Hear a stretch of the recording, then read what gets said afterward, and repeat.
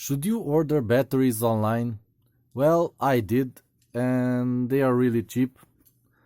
And let's see how they send them and what charge they still have.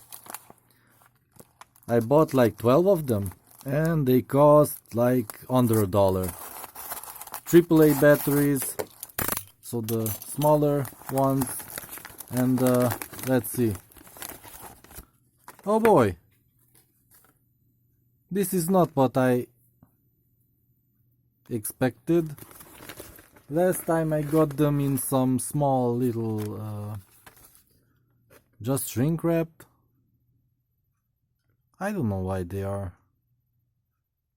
packaged like this. Thought I bought the same thing. But yeah, I got a lot of them for under $1. Yeah, 12 of them. Okay, so I just want to measure a few of them, maybe one box just from this. Oh, I get it.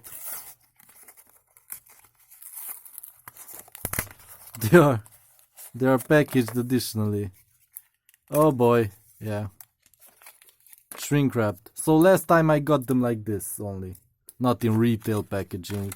I mean, why would you waste such a big piece of paper and plastic? Whatever. So let's open this up and measure it. Because these were really cheap, and I want to know if it's sustainable buying cheap crap like this.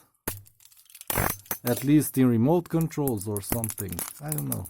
Let's see how they arrived. And let's see the expiry date.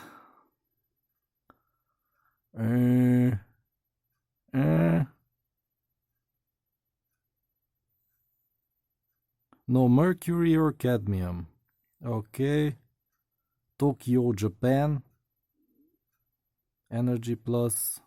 March 26. I mean 2026. Okay, so these are brand new. So why are they on sale? Like they were going out of style. I mean, yeah, they are going out of style. Yeah, funny, I should add. The EU will soon ban these single-use batteries. So let's see. Yeah, the positive is the other end. Okay, so let's see. Excellent. 154. This one. Slightly lower, but still okay. They should have been identical, according to my opinion. So let's open some more. At least one more. Let's compare the voltages. So 154, 153. And these guys, let's open them up. Come on. Come on.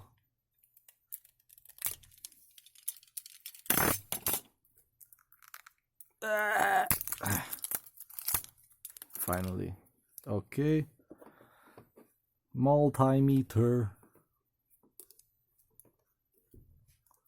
And 156.